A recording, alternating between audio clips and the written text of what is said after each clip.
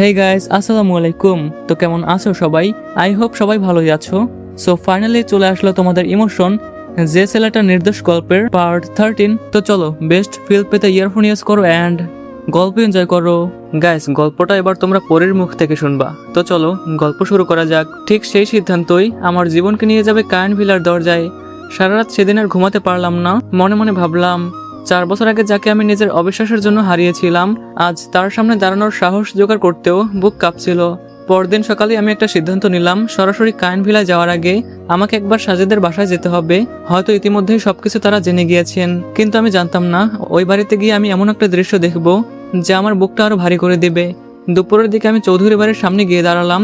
যেই বাড়িটা একটা সময় নিজের বাড়ি মনে করতাম, আজ সেই বাড়ির কলিং বেল চাপতেও নিজের হাত কাঁপছিল। কিছুক্ষণ পর আন্টি এসে দরজা খুলে দিলেন। আমাকে দেখেই তিনি অবাক হয়ে তাকিয়ে রইলেন। তার চোখ দুটো লাল ছিল, মনে হচ্ছিল অনেকদিন ধরে ঠিকমতো ঘুমাননি। আমাকে দেখেই তিনি ধীরে বললেন, ভিতরে এসো মা। আমি কোনো কথা বলতে পারলাম না। মাথা নিচু করে ভেতরে ঢুকলাম। ড্রয়িং রুমে ঢুকতেই দেখলাম মাহির আঙ্কেল সোফায় বসে আছেন। সামনের টেবিলে এখনো টেলিভিশনের রিমোট আর কয়েকটা সংবাদপত্র পড়ে আছে। সবগুলোর প্রথম পাতায় একটাই খবর, শিল্পপতি সারিম কায়ানের সম্পদের উত্তরাধিকারী সাজিদ চৌধুরী। আমাকে দেখেই মাহির আঙ্কেল ধীরে ধীরে মাথা তুললেন। 4 বছরে মানুষটা অনেকটাই পরিবর্তন হয়ে গেছে, অনেকটাই ক্লান্ত লাগছে চেহারা।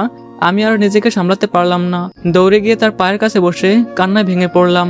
কান্না করতে করতে বললাম, আঙ্কেল আমাকে ক্ষমা করে দিন, সবকিছুর জন্য আমি দায়ী। সেদিন যদি আমি ওকে বিশ্বাস করতাম। আমার কথা শেষ হওয়ার আগেই ইলমা আন্টিও কান্না করে ফেললেন। মাহির আঙ্কেল গভীর একটা দীর্ঘশ্বাস ফেলে বললেন, না না মা, তুমি কান্না করো না। সবচেয়ে বড় অপরাধ করেছি আমি বাবা হয়েও নিজের ছেলেকে বিশ্বাস করিনি। ঠিক তখনই রাহিল ভিতর থেকে বেরিয়ে এলো। আমাকে দেখে চোখের পানি ধরে রাখতে পারলো না।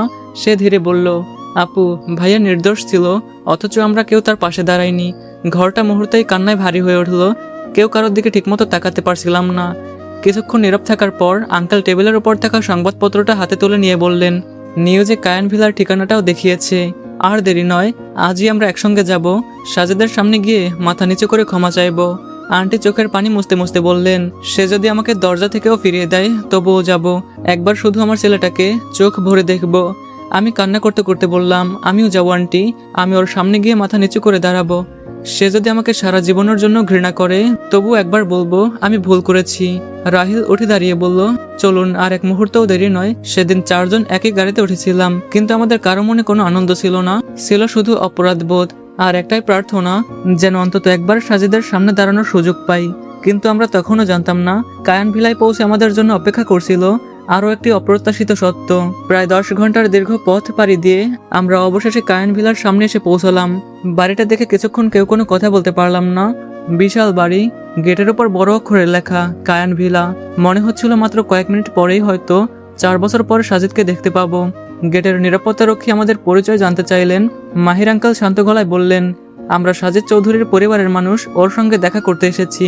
নিরাপত্তারক্ষী অবাক হয়ে তাকিয়ে রইলেন। তারপর ভিতরে ফোনে কিছুক্ষণ কথা বললেন।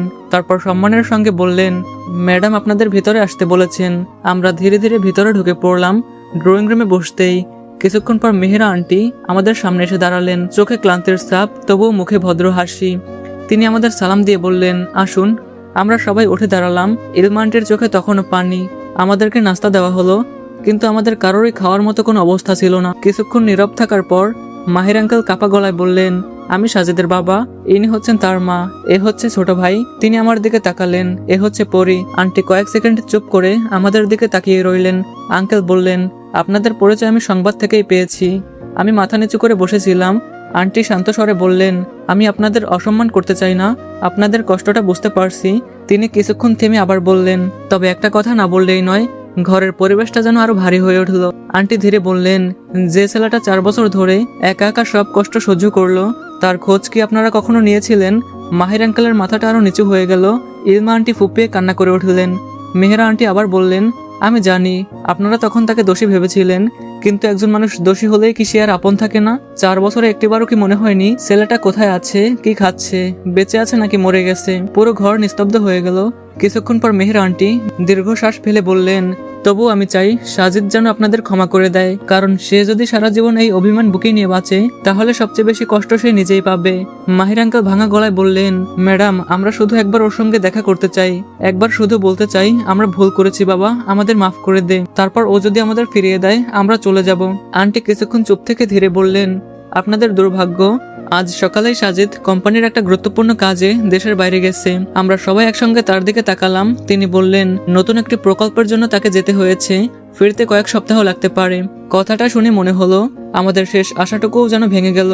ইলমা আন্টি আর নিজেকে সামলাতে পারলেন না। তিনি কান্না করতে করতে বললেন, আমি শুধু একটিবার আমার ছেলেটাকে দেখতে চেয়েছিলাম।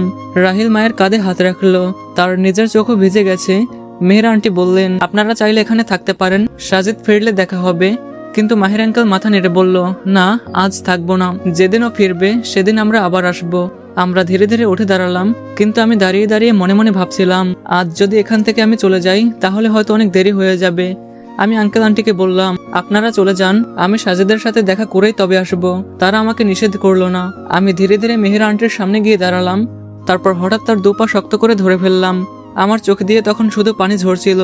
আমি কাপা গলায় বললাম, আন্টি আপনার সঙ্গে আমার একান্তে কিছু কথা আছে।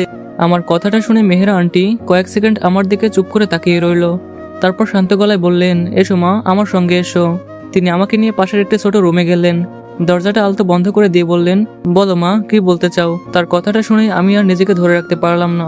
কান্না করতে করতে বলতে লাগলাম, আন্টি আমাকে বাঁচান, আমি অনেক বড় অন্যায় করেছি।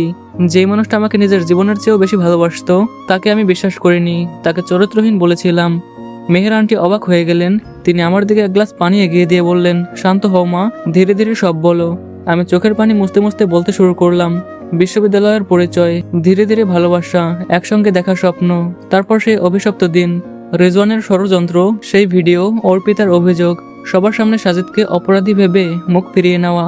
একটার পর একটা সব ঘটনা খুলে বললাম। কথা বলার সময় বারবার আমার গলা আটকে যাচ্ছিল।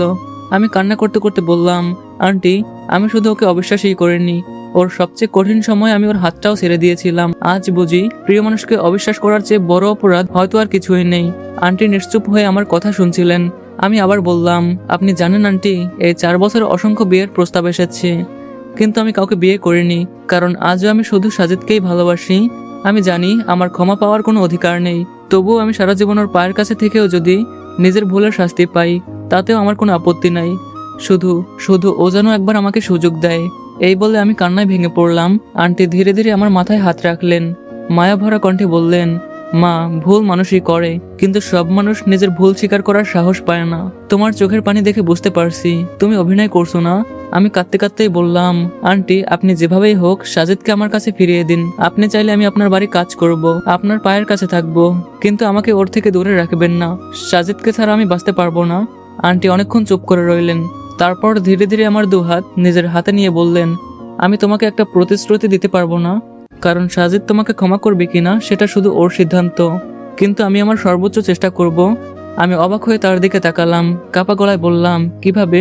আন্টি হালকা হেসে বলল, সেটা এখনই বলছি না, আগে আমাকে একটু ভাবতে দাও। যদি সত্যিই নিজের ভালোবাসা প্রমাণ করতে চাও তাহলে তোমাকে অনেক ধৈর্য ধরতে হবে, কারণ আমি সাজিদকে যতটুকু চিনি ওর ভাঙা বিশ্বাস জোড়া লাগতে অনেক সময় লাগবে। আমি চোখের পানি মুছে মাথা নাড়লাম, বললাম, আমি অপেক্ষা করব আন্টি, 1 বছর, 5 বছর, 10 বছর, যতদিন লাগে আমি অপেক্ষা করব। আন্টি আমার মাথায় হাত রেখে মৃদু স্বরে বললেন, ঠিক আছে, এবার থেকে তুমি একা না, আজ থেকে তোমার লড়াইয়ে আমিও আছি। সেদিন আমি জানতাম না আন্টির মনে তখন এমন একটি পরিকল্পনা জন্ম নিয়েছে, যে পরিকল্পনা খুব শীঘ্রই আমাকে আর সাজিদকে একই ছাদের নিচে এনে দাঁড় করিয়ে দেবে। সো গাইস, বুঝতেছো পরবর্তী পার্টগুলো কতটা ইন্টারেস্টিং হতে যাচ্ছে। সো আজকে আর বেশি কথা বলবো না। এই ভিডিওতে লাইক টার্গেট মাত্র 600, কমেন্ট টার্গেট মাত্র 300। সো দ্রুত কমপ্লিট করে দাও। এন্ড হচ্ছে আমাদের চ্যানেলে 1 মাসে 50,000 সাবস্ক্রাইবার কমপ্লিট করার চ্যালেঞ্জের আজকে 15তম দিন।